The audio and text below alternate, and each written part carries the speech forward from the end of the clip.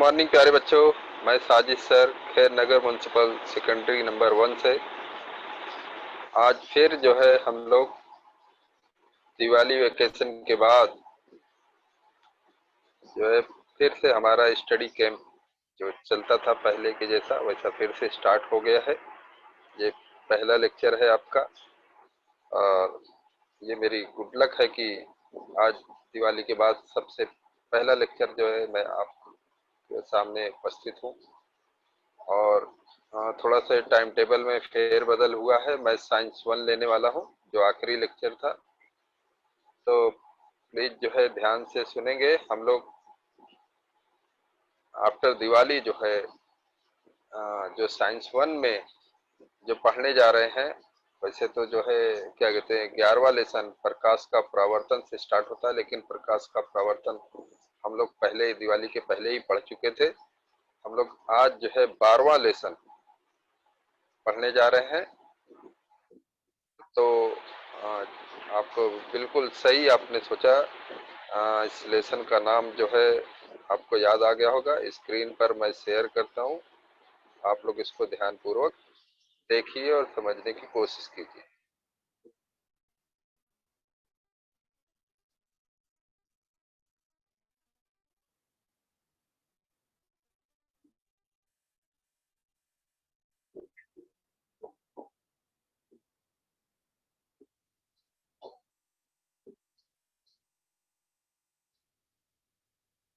हाँ तो बच्चों जो है हम लोग विज्ञान और प्रौद्योगिकी कक्षा 9 के 12वां लेसन ध्वनि का अध्ययन, जैसा कि आप देख रहे हैं ध्वनि का अध्ययन यानी स्टडी ऑफ साउंड।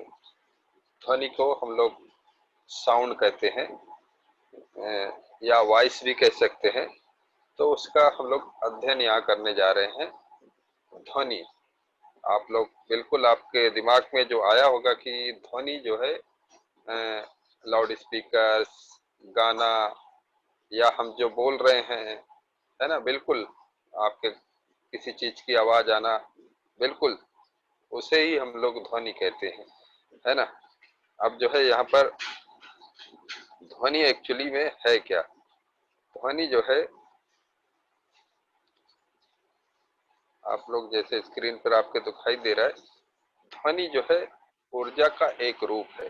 जैसे कि आप लोग जानते हैं कि ऊर्जा क्या है। ऊर्जा कार्य करने की क्षमता है। तो ऊर्जा के कई प्रकार होते हैं, जो है कई रूप होते हैं। तो वैसे ध्वनि भी जो है ऊर्जा का एक रूप है, जिसके कारण हमारे कानों में सुनने का जो है संपर्क जो है पैदा होता है। हमारे कान जो है उसको जो है अनुभव करते हैं ध्वनि को। एक जो है स्पंद जो है पैदा होती है हमारे कानों तक, ध्वनि जो है हम लोग जो है उसको महसूस करते हैं। वो ऐसी ऊर्जा है ना।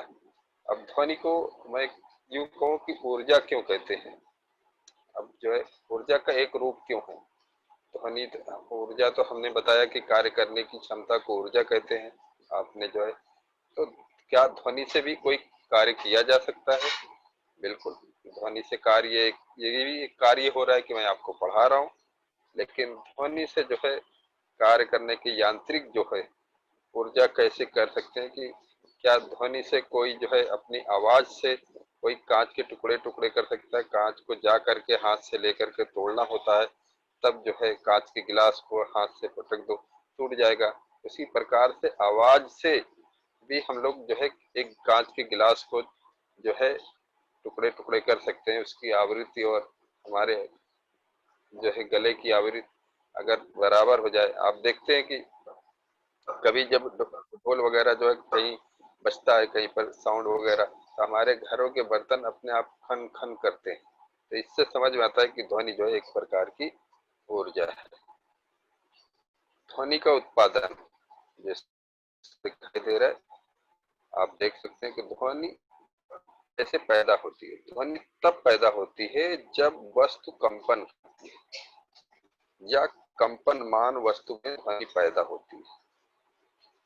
किसी वस्तु को कंपित करके ध्वनि पैदा करने के लिए आवश्यक ऊर्जा किसी बाह्य स्रोत द्वारा उपलब्ध कराई जाती है।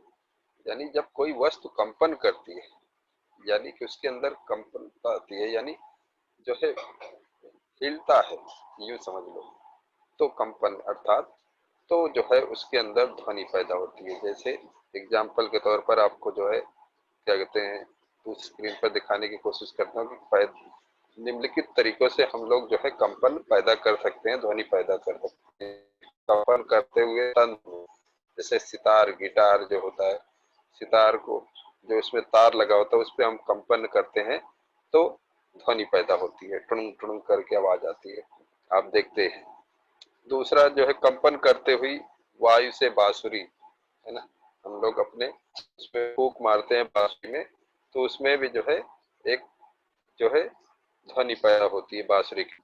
कंपन करती हुई तनित छिलमे या तबला ड्रम, है ना, तबला या ड्रम पे चिल्ली चढ़ी होती है या चमड़ा चढ़ा देते हैं और उस पर हम लोग जो है किसी डंडी से जो है मारते हैं या हाथ से मारते हैं, तो उसमें भी कंपन्नता पैदा होती है और उसमें आवाज आती है।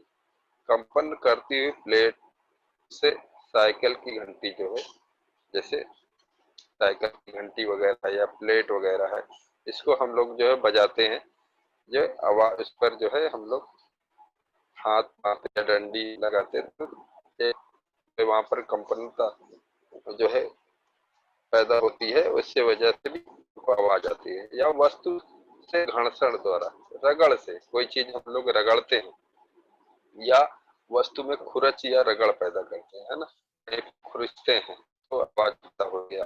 भली बात बच्चों को पता होगा कि आवाज जो है किस तरह से पैदा होती है।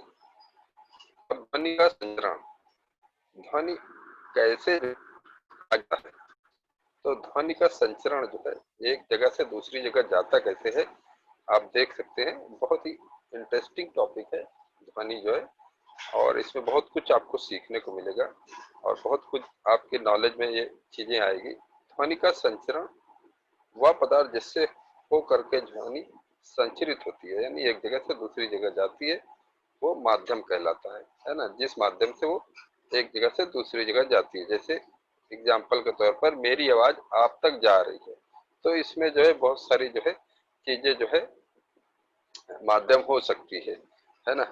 हम लोग यहाँ पर कौन कौन से माध्यम का इस्तेमाल कर रहे हैं, मोबाइल का इस्तेमाल कर रहे हैं, प्लस जो है क्या कहते हैं नेट का यूज कर रहे हैं। फिर जो है मेन माध्यम है हवा जो है, मतलब जो है हवा द्वारा, यहाँ से आप दूर बैठे हैं और हमारे बीच में कुछ नहीं बल्कि हवा है, तो माध्यम ठोस हो सकता है, द्रव हो सकता है, गैस हो सकता है, गैस के अंदर हवा आ सकती है।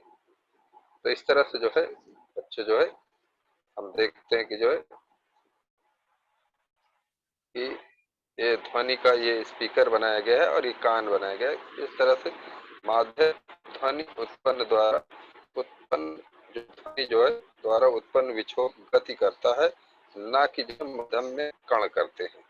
जो कहने का मतलब है कि जब जो कोई भी माध्यम हो, चाहे वो ठोस हो या गैस हो, उसमें ध्वनि जो है द्वारा जो उत्पन्न विक्षोभ होते हैं वो गति करते हैं आगे, इस तरह से वेव के जैसा, लहरों के जैसा आगे बढ़ते हैं, ना कि जो है इसके अंदर जो है कण जो है, चाहे उसके अंदर जो हवा है या धूल है या कण, वो जो है तुम्हारे कान के अंदर नहीं चले जाते, बल्कि वो विक्षोभ जो है ध्वनि द्वारा उत्पन्न विक्षोभ माध्यम से होकर के गति करता है।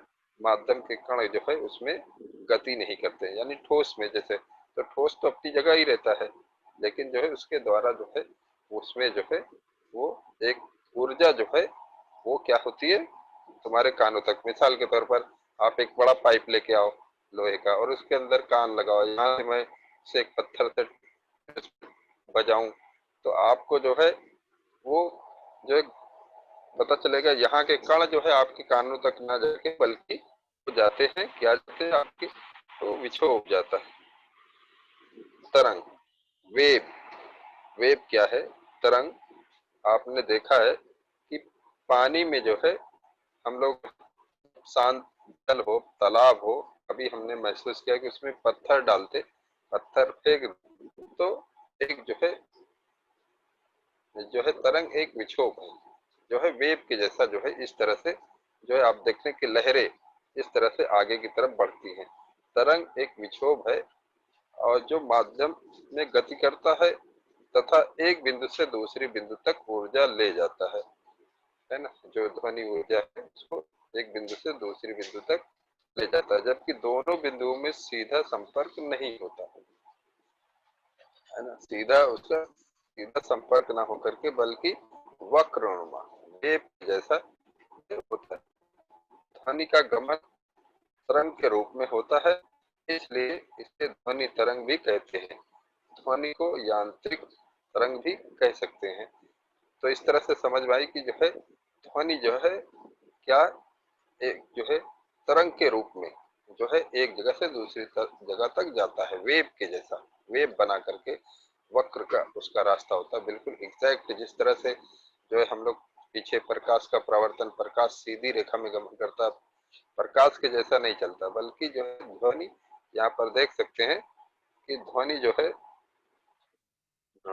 आप देख रहे हैं कि ध्वनि जो है यहाँ कैसा चल रहा है, एक वेव के जैसा, ऐसा ऐसा हमारे कानों तक। अगर हम यहाँ बोल रहे हैं तो यहाँ पर हमारे कान हैं, तो हम वो जो सुनने के लिए इस तरह से जो है ध्वनि जो है तुम तक जाती है। ठीक है बच्चों, आगे बढ़ते।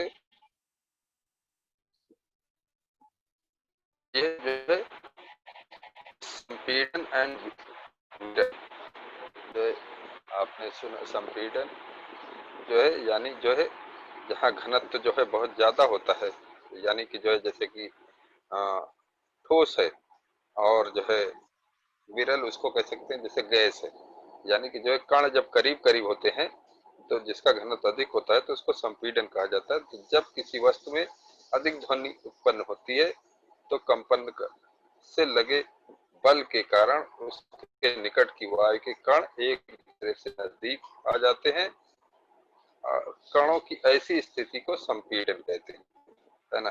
कहा जा रहा है कि संपीड़न मतलब बिल्कुल करीब करीब उसके कण होते हैं, लगे हुए सटे हुए होते हैं, और एक कण दूसरे से नजदीक आ जाते हैं। ऐसी स्थिति में जो है हम उसको कहते हैं कि ये संपीड़न यानी बिल्कुल करीब करीब का विरल क्यों कह सकते हो कि विरल हम लोग है यहाँ पर जो है अगर पिक्चर देखो तो जहाँ पर संपीड़न और विरल का जो है वो दिखाई दे रहा है कि जो है यहाँ पर कण जो है जहाँ पर करीब करीब है वो जो है घनत्व की भिन्नताएं यहाँ पर दिखाई दे रही है कि जहाँ पर करीब करीब में जो है पता चल रहा है कि ये हिस्सा में जो है यहाँ पर संपीड़न है और यहाँ पर विरल है।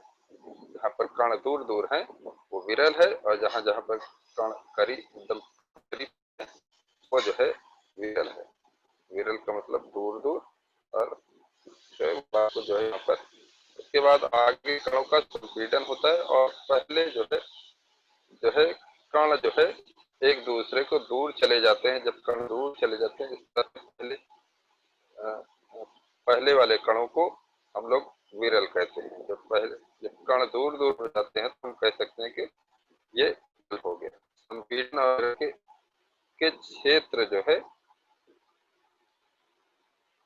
एक के बाद एक पैदा होते रहते हैं, और जो है मतलब कहीं संपीड़न कहीं विरल, इस तरह से जो है वेव के जैसा वो जो है कान तक हमारे जो है आवाज को पहुंचती है। संपीड़न और विरल की श्रृंखला बन जाती है जिसके कारण ध्वनि आगे बढ़ती जाती है और हमारे कानों तक पहुंच जाती है। तो संपीड़न विरल आपको समझ में आया। संपीड़न और विरल अगला टॉपिक जो है हम लोग जो है बहुत से टॉपिक है इसलिए तेजी से आगे बढ़ रहा हूँ। अनुदैर्ध्य जिसको लोग वेवलेंथ बोलते हैं, कहते हैं अनुदैर्ध्य, लॉन्गिट्यूडिनल वेव्स, अनुदैर्ध्य तरंग। तो लॉन्गिट्यूडिनल वेव्स के बारे में कुछ देखते जो है क्या है। अनुदैर्ध्य तरंग वो तरंग जिसके माध्यम के कण आगे पीछे उसी दिशा में कंपन करते हैं जिस दिशा में तरंग गति करती है आगे की तरफ, तो अनुदैर्ध्य तरंग कहलाती है ना। जिस दिशा में हम जो है मुंह तो करके बोल रहे हैं और जो है तरंगे आगे की तरफ बढ़ रही हैं, उसी दिशा में जो है क्या कहते हैं, अगर तरंग जो कंपन उसी दिशा में ये तरंगे गति करती हैं तो उसको अनुदैर्घ्य तरंग कहते हैं। जब एक श्रीलिंकी को धक्का देते हैं तथा खींचते हैं तब संपीड़न तथा विरल बनते हैं। जब तरंग की गति करती है इसके प्रत्येक कुंडली की तरंग दिशा आगे पीछे एक छोटी दूरी तय करती जाती है, अतः अनुदैर्घ्य तरंग है वहां पे। कणों के कंपन की दिशा तरंग की दिशा के समांतर होती है। कणों की कंपन की दिशा जो होती है तरंग की दिशा के समांतर होती है, यानी बिल्कुल आप देख सकते हो नीचे एक दूसरे के यहाँ पर ये जो है इस तरह से जो है नीचे यहाँ पर समांतर जो है ये जो है बिल्कुल समांतर जो है तरंग दैर्घ्य जो है ये कंपन की दिशा जो है तरंगों की दिशा के समांतर होती है। तो इस तरह से जो है अनुदैर्घ्य तरंग का हम लोग यहाँ पर देख सकते हैं। ये जो है अनुदैर्घ्य तरंग यानी लॉन्गिट्यूडिनल वेव्स जिसको बोलते हैं, यहाँ पर इस तरह से उसके जो है समांतर सीधे सीधे हैं और ये संपीड़न है, ये विरल है और ये संपीड़न है। तरंग की दिशा जो है इस तरह से आगे की तरफ बढ़ रहे, अगर उसको पिक्चराइज करके समझना चाहे तो यहाँ से अगर बोलें और इस तरफ सुन सकते हैं जो है। आगे दूसरा टॉपिक है अनुप्रस्थ तरंग।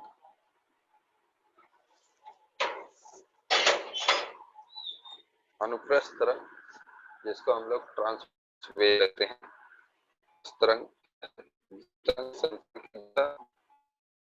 माध्यम के कणों के कंपन की दिशा के लंबवत होती है, जो तो तरंग जो है अनुप्रस्थ तरंग कहते हैं। यानी अर्थात जब तरंग जो है का संचरण की दिशा जो है का माध्यम कणों के कंपन की दिशा के लंबवत होती है, वहां समांतर था, यहाँ लंबवत होती है तो उसको हम लोग जो है अनुप्रस्थ तरंग यानी ट्रांसवर्स वेव्स कहते हैं। इसको तो इस तरह से जो है ये जो है एक दूसरे के जो है अनुप्रस्थ तरंग यहाँ पर हम देख सकते हैं कि ये इस तरह से जाती है, इसको हम लोग जो है अनुप्रस्थ तरंग कहते हैं। बिल्कुल ऐसा जो है पैरेलल हो तो इसको जो है सॉरी जो है लंबवत हो तो उसको हम लोग अनुप्रस्थ तरंग कहेंगे। आगे जो है बढ़ते तरंग दैर्घ्य कुछ परिभाषाएं जो है लोग लक्षण देखेंगे जो है क्या कहते हैं तरंग दैर्घ्य क्या है।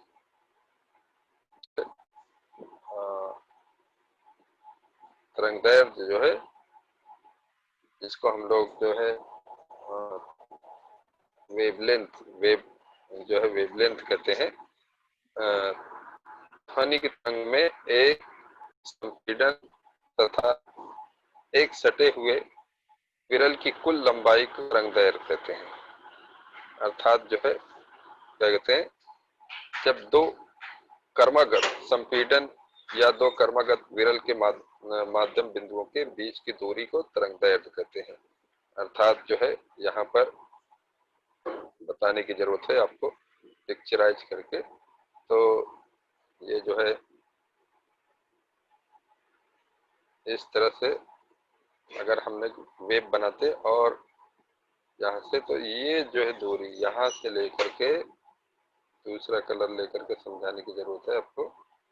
ये यहाँ से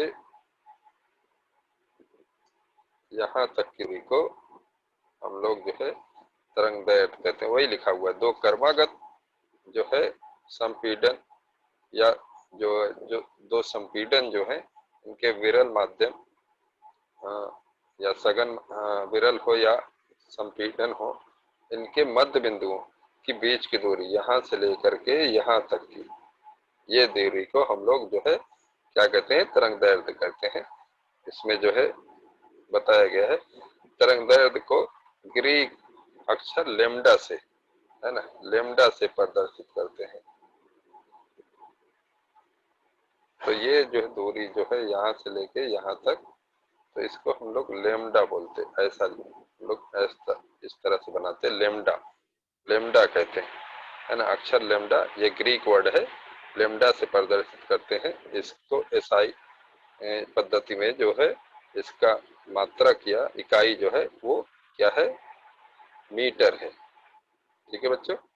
तो तरंगदैर्घ्य को वक्र से दिखाया जाता है। वक्र के ऊपरी बिंदुओं को शिखर और जो है सबसे निचले बिंदु को जो है गर्त कहते हैं। जो यहाँ पर हम लोग इस तरह से जो बनाते हैं तो इसको हम लोग शिखर कहते हैं और इसको जो है गर्त कहते हैं। यहाँ पर ये समझाने का मतलब है, जब तरंगदैर्घ्य जो है दो कर्कवृत्त शिखर या गर्तों के बीच की दूरी को तरंगदैर्घ्य कहते हैं। चाहे जो है वो शिखर हो,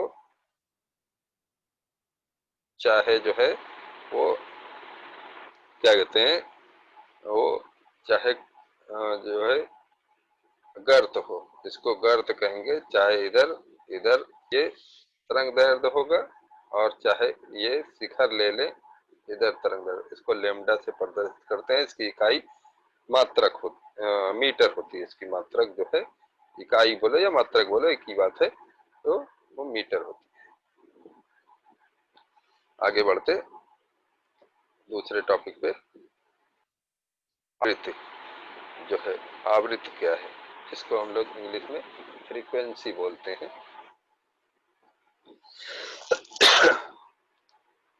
एक सेकंड में उत्पन्न पूर्ण तरंगों की संख्या या एक सेकंड में कुल दोलनों की संख्या को आवृत्ति फ्रीक्वेंसी कहते हैं। जो है क्या कहते हैं, एक सेकंड में गुजरने वाले संपीड़नों या तथा विरलों की संख्या को ही आवृत्ति कह सकते हैं। ऐसा भी बोल सकते हैं। आवृत्ति की परिभाषा यहाँ दी जा रही कि एक सेकंड के अंदर उत्पन्न पूर्ण तरंगे की कुल संख्या या एक सेकंड में कुल दोलन की संख्या को जो है हम लोग जो है आवृत्ति कहते हैं। फ्रीक्वेंसी नहीं समझ में आया तो आपको बताऊं। फ्रीक्वेंसी जैसे हम कभी बस स्टॉप पे खड़े होते हैं और कोई मुझसे पूछता है आकर के कि जो है भाई जो है 32 नंबर बस आती है इधर, मैं कहता हूँ हाँ भाई आती है। तो कहता है इसकी फ्रीक्वेंसी कैसी है, तो मैं कहता हूँ अच्छी है फ्रीक्वेंसी। तो इसका मतलब ये हुआ कि वो कितने जल्दी जल्दी वो बार बार आती है। समझ आ रही कि नहीं बात। इसको हम लोग जो है क्या कहते हैं, मतलब जो है फ्रीक्वेंसी कहते हैं, मतलब बार बार आना। जैसे कि जो है दोलन का मतलब यहाँ हुआ दोलनों की कुल संख्या एक सेकंड में। तो यानी आपने जो है लोलक वाली पेंडुलम वाली घड़ी देखे होंगे, तो वो जो है एक सेकंड के अंदर कितनी बार वो जो है पता चलता है कि वो घूम करके फिर उसी जगह पर वो जो उसमें लटका हुआ जो घंटा वाली जो जो घंटे बजते हैं जिसमें आवाज आती है टन टन करके, उसमें जो दोलन होते हैं वो एक सेकंड में कितनी बार वो चक्कर लगाता है, वो जो है उसकी आवृत्ति कितनी बार। तो वही बात है, एक सेकंड में गुजरने वाले संपीड़न तथा विरलों की संख्या को भी हम लोग आवृत्ति कहते हैं। तो किसी आवृत्ति की उस तरंग को आवृत्ति करने वाली कंपित वस्तु की आवृत्ति के बार बराबर होती है। या यूं कह सकते किसी आवृत्ति उस तरंग को उत्पन्न करने वाली कंपित वस्तु की आवृत्ति के बराबर होती है। और जो है इसकी इकाई जो है वो क्या होती है, हर्ट्ज होती है। इसकी इकाई जो है क्या होती है, इसकी इकाई जो है वो हम लोग एसआई पद्धति में जो आवृत्ति की इकाई हर्ट्ज होती है। और इसको जो है हम लोग जो है म्यू से प्रदर्शित करते हैं, ऐसा करके म्यू। इसको ग्रीक वर्ड जो है, ग्रीक अक्षर वी की जैसा बनता है। ये वी के जैसा यहाँ दिखाई दे रहा है, लेकिन थोड़ा सा जो है इसको ऐसा करके ऐसा कर दिया जाता है। तो इसको जो है इकाई हर्ट्ज जो होती है, आवृत्ति की इकाई। तो आपने बेहतर देखा होगा कि जब भी जो है क्या कहते हैं, आप रेडियो वगैरह पे देखें या जो है आप जब हम लोग जो रेडियो एफएम वगैरह सुनते हैं तो इसमें देखते हैं सुनते हैं या बोल आप तो कहते हैं इतने हर्ट्ज पर। तो हर्ट्ज का मतलब जो उसकी फ्रीक्वेंसी जो है वहां पर इतने हर्ट्ज, 50 हर्ट्ज पर, 100 हर्ट्ज पर, इस तरह से उसके जो है वो होता है, फ्रीक्वेंसी होती है। हर चीज की, हमारी आवाज की भी फ्रीक्वेंसी है। जो मैं बोल रहा हूँ मेरे गले की आवाज की फ्रीक्वेंसी। और जो मैंने तभी स्टार्टिंग में बताया था कि एक इंसान क्या जो है कांच के गिलास के टुकड़े टुकड़े कर सकता है, बिल्कुल कर सकता है। कैसे कर सकता है? जब उसके गले की आवाज की जो फ्रीक्वेंसी है, आवृत्ति है, और वो गिलास की हर चीज की एक फ्रीक्वेंसी होती है, उसकी समान हो जाएगी, बराबर हो जाएगी, तो वो जो है क्या कहते हैं, उसके टुकड़े टुकड़े हो सकते हैं। इसीलिए जो है जब सैनिक जो है कदम ताल करते हुए रास्ते पे चलते हैं, तो जब ब्रिज वगैरह आता है तो वहां पर उदम कदम ताल करने के लिए मना कर देते हैं, क्योंकि अगर उनके पैरों के कदम ताल की फ्रीक्वेंसी, आवृत्ति और पुल की जो है आवृत्ति, ब्रिज की आवृत्ति बराबर हो जाएगी, तो पुल जो है वो गिर सकता है। इसके लिए जो है वहां पर उनको मना किया जाता है।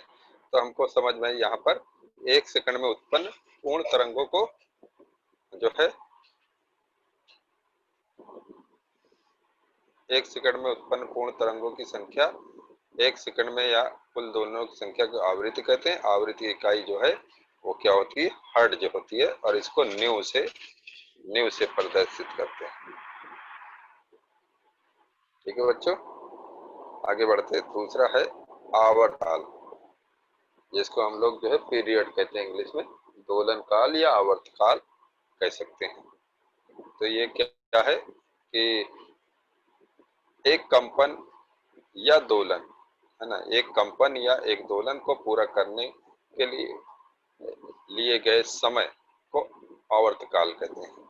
जो समय जो है, एक जो पेंडुलम है, जो क्या कहते हैं, इस तरह से उसको जो है एक पूरा जो पूरा करने के लिए जो है जो समय लगता है, उसे हम लोग आवर्तकाल कहते हैं। या यूं कह सकते हैं कि दो कर्मागत संपीड़न या विरल को एक निश्चित बिंदु से गुजरने में लगे समय को आवर्तकाल कहते हैं। मतलब जो है एक जगह एक पूरा जो है संपीड़न या विरल, जो जहां पर जो निश्चित बिंदु होते हैं उसमें जो समय लगता है, उसे हम लोग आवर्तकाल कहते हैं। आवर्तकाल की इकाई जो है ईसाई पद्धति में सेकंड होती है, और इसे कैपिटल टी से प्रदर्शित करते हैं, निरूपित करते हैं। ये तो किसी तरंग की आवृत्ति जो आवर्तकाल के व्युत्क्रमानुपाती होती है। तो इस तरह से जो है आप समझ सकते हैं कि, यानी कहने का मतलब कि जो ये इस तरह से जो जा रहा है, तो इसमें पूरा जो है यहाँ से यहाँ तक जो समय लगा, टी समय लगा, तो इसे ही हम लोग आवर्तकाल कहते हैं। या यूं कह लो पेंडुलम है, और ये जो पेंडुलम जो हमारे घर लगा होता है इस तरह से लटकर, तो यहाँ जाता है और फिर यहाँ आता है ना, फिर जो है यहाँ से जा करके फिर यहाँ पर आ जाए उसी बिंदु को। तो इस तरह से हम लोग कह सकते हैं कि ये इसको आवर्तकाल कहते हैं, कि एक दोलन पूरा करने में जितना समय लगता है उसे हम लोग आवर्तकाल या दोलन काल कहते हैं। इसको हम पीरियड कहते हैं, और इसको कैपिटल टी से प्रदर्शित करते हैं। और इसकी इकाई जो है ईसाई पद्धति में जो है सेकंड होती है। और इसी तरंग की आवृत्ति जो है आवर्तकाल के व्युत्क्रमानुपाती होती है, यानी आवृत्ति न्यू जो है वो आवर्तकाल के व्युत्क्रमानुपाती है, प्रतिलोम में होती है। टी आवर्तकाल है, न्यू जो है यहाँ पर वो क्या है? आवृत्ति है। तो इस तरह से एक जो सूत्र बन गया, न्यू बराबर 1/t, यानी आवृत्ति आवर्तकाल के व्युत्क्रमानुपाती होती है।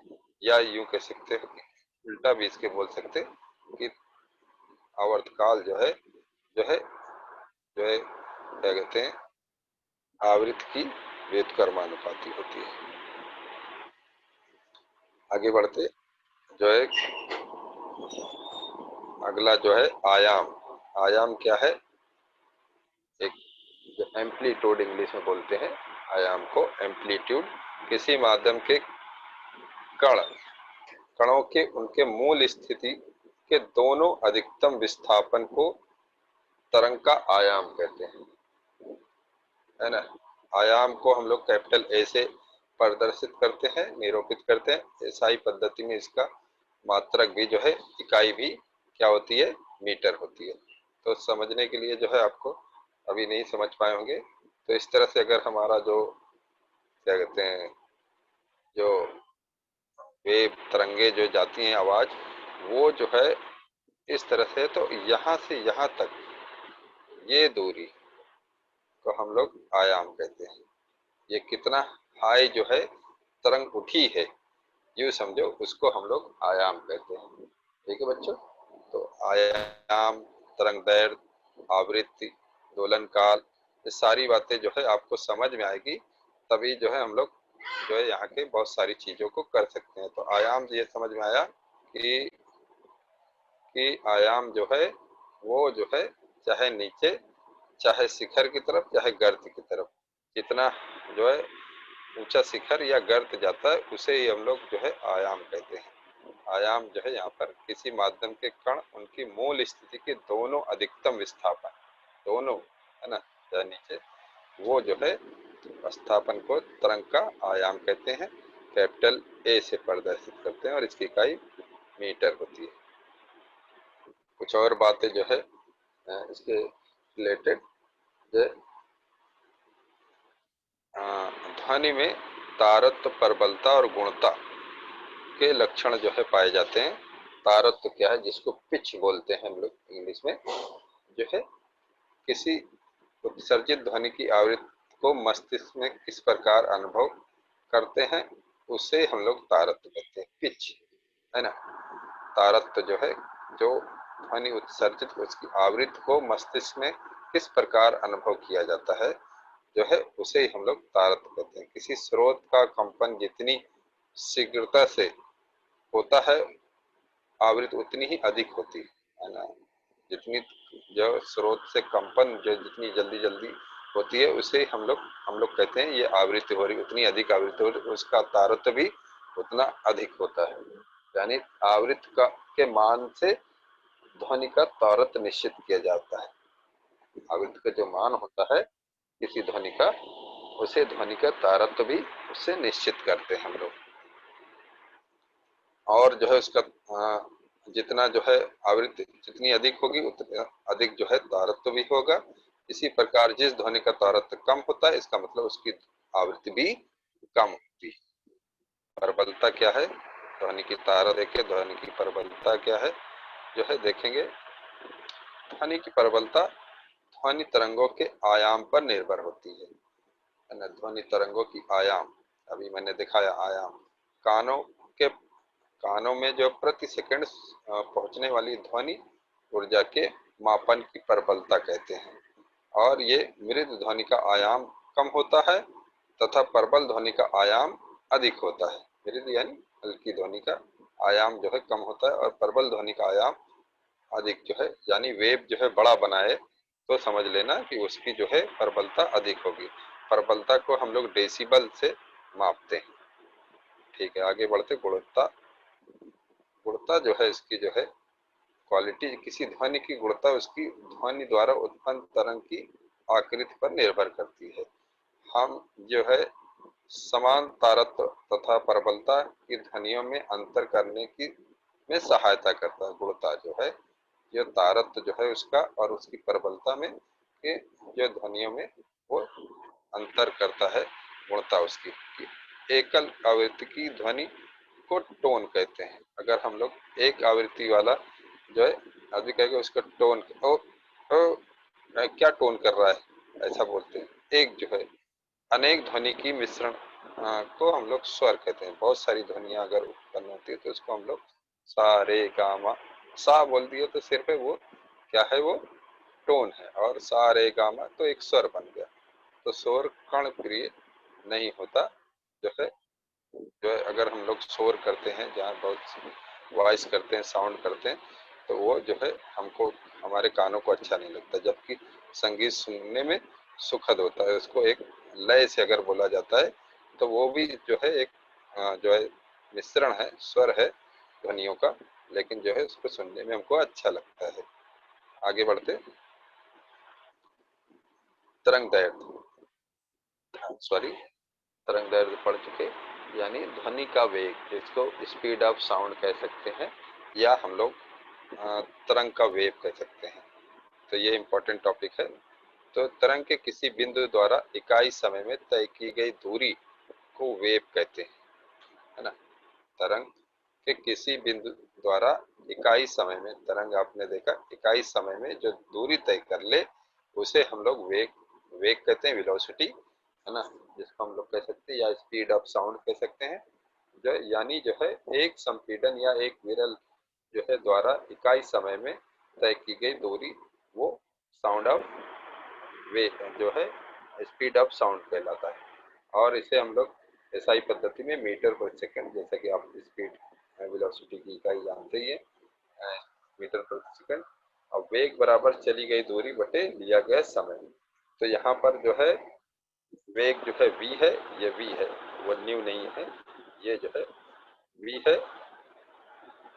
v बराबर जो है यहाँ चली गई दूरी, आप समझ सकते हैं कि यहाँ चली गई दूरी जो है वो लेमडा है ना, तरंग दैर्घ्य जो होता है। और जो है समय यहाँ पर वो दोलन काल या आवर्त काल है। तो ये एक सूत्र बन गया। तो इस तरह से जो है हमने देखा था कि जो है जो है न्यू बराबर यानी आवृत्ति बराबर 1/t था, यानी आवर्तकाल था। तो इस तरह से हम लोग 1/t की जगह पर जो अभी हमने v बराबर लैम्डा अपन टी लिखा, तो यहाँ अपॉन टी न लिख करके 1/t लिख देंगे तो कोई फर्क नहीं पड़ेगा। तो इस 1/t की जगह पर हम लोग जो है लैम्डा न्यू लिख सकते हैं, है ना, या न्यू लैम्डा, 1/t की जगह पर हम लोग न्यू न्यू यानी आवृत्ति, यानी v बराबर, ये भी एक सूत्र बन सकता है, न्यू बराबर न्यू लैम्डा v बराबर, यानी जो है कि जो है किसी जो है ध्वनि का वेग या तरंग वेग जो है वो न्यू लेमडा, न्यू को आगे लिख सकते हैं। जो है यहाँ पर जो है पता चलेगी, न्यू आगे लिख दिया गया, लेमडा बाद तो गुणे में आगे पीछे लिखा जा सकता है, ये एक सूत्र बनता है। वही बात यहाँ पे लिखी गई है, वेग बराबर चली गई दूरी बटे बटे जो है समय, जो है लगा समय, समय बोले तो वही जो है दोलन काल। तो लेमडा ध्वनि का तरंग दैर्घ्य है और टी जो है उसमें समय, लगा समय है। तो इस तरह से न्यू लेमडा भी हम लोग यहाँ पर लिख सकते हैं, क्योंकि 1/t बराबर है। तो वेग बराबर तरंग दैर्घ्य और गुणे आवृत्ति भी हो सकता है। वेग बराबर तरंग दैर्घ्य गुणे आवृत्ति, अर्थात जो है तरंग दैर्घ्य यानी लेमडा और बोलो सर, हेलो। जो 20 हर्ट्ज से 2000 हर्ट्ज तक जो कान हमारे जो आवृत्ति को, ध्वनि की आवृत्ति होती है 20 हर्ट्ज से 2000 हर्ट्ज तक, 20,000 तक उसको हम सुन सकते हैं, उसको श्रव्य ध्वनि कहते हैं। और जो नहीं सुन सकते 30 कम होते हैं उस ध्वनि को जो हम लोग अश्रव्य ध्वनि कहते हैं, और क्या या उससे कहते हैं। और या जो 20,000 से अधिक आवृत्ति वाले जो ध्वनि होती है जिसको श्रव्य ध्वनि कहते हैं, अल्ट्रासाउंड कहते हैं, उसको हम लोग नहीं सुन सकते। तो ये जो है क्या कहते हैं, ये आखिरी पेज पर ये बातें थी, जो है क्या कहते हैं, इसको फिर से अगर हमको मौका मिलेगा अभी जो है आप लोग को कुछ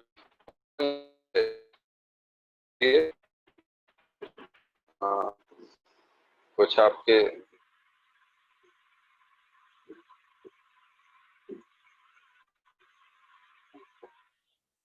जो है कुछ क्वेश्चन है तो जरूर आप लोग जो है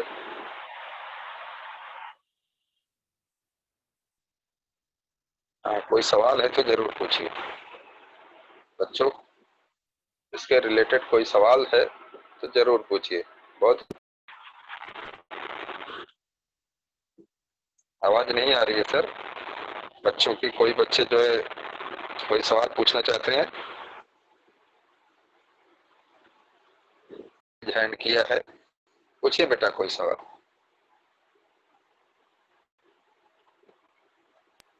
hello sir, good morning. Good morning, good morning. Hello sir, ध्वनि का वेग किसे कहते हैं?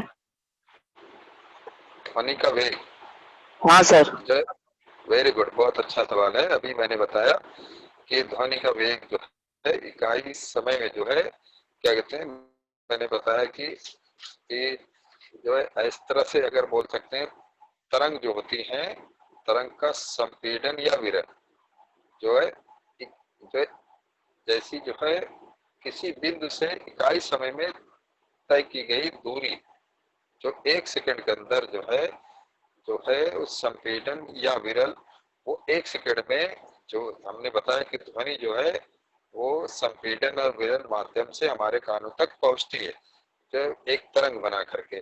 तो चाहे तरंग के संपीड़न हो चाहे विरल हो, तो जैसे जो है किसी बिंदु से इकाई समय में जो हमारे जो दूरी तय करती है उसे हम लोग क्या कहते हैं, वेग कहते हैं, ध्वनि का वेग कहते हैं या तरंग का वेग कहते हैं।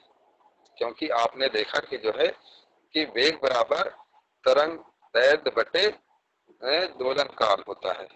तो तरंग दैर्ध्य बटे दोलन काल, अगर दोलन काल को हम लोग 1 सेकंड ले लें, उसकी इकाई मैंने कहा दोलन काल की इकाई जो है सेकंड है, तो अगर 1 सेकंड ले ले तो वेग बराबर तरंग दैर्ध्य हो जाएगा, बटे में 1 हो जाएगा। तो सूत्र में अगर देखेंगे तो क्या है, ध्वनि का वेग जो है वो कुछ नहीं बल्कि तरंग दैर्ध्य है। यानी जो है जो लेमडा दो जो फ्रीक्वेंसी वो बनाया, जो होता है दोनों के बीच की दूरी, तो 1 सेकंड के अंदर जो जो है दूरी जो तय होता है उसे है हम लोग क्या कहते हैं, ये ध्वनि का वेग कहते हैं। उम्मीद है समझ में आया होगा।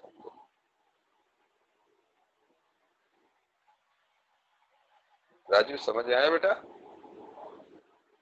एक इकाई समय में तय की गई दूरी किसकी तरह की, उसे ध्वनि का वेग कहते हैं। अंचल hello sir. Sharma. Hello sir. हाँ बोलिए। सर हाँ गुड बोलिए मॉर्निंग। बेटा। Good morning, very good morning. Sir संचालन किसे कहते हैं? क्या फिर से प्लीज फिर से संचालन रिपीट किसे कीजिए। कहते हैं?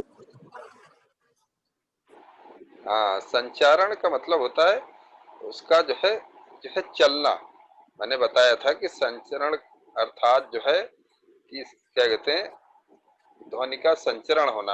और ध्वनि जो है बिना संचरण के किसी माध्यम के जो है ध्वनि एक जगह से दूसरी जगह जाती नहीं है। मैंने माध्यम बताया, ठोस हो, द्रव हो, गैस है, हर जगह जो है उसका जो है क्या कहते हैं, आप देख सकते हैं। मैं वही दिखाने जा रहा था मगर टाइम नहीं था कि 25 डिग्री आपके एक बुक में जो है 129 नंबर पेज पर जो एक सारणी बनी हुई है उसमें जो है विभिन्न माध्यम दिए गए हैं, और वो उस माध्यम में 25 डिग्री सेल्सियस पर ध्वनि का वेग बताया गया है कि जो है ध्वनि का वेग जो है जो अस्थायी रूप से जो क्या कहते हैं जो ठोस होते हैं उसमें जो है ज्यादा होती है, और द्रव में उससे कम होती है, और गैस में उससे भी कम होती है।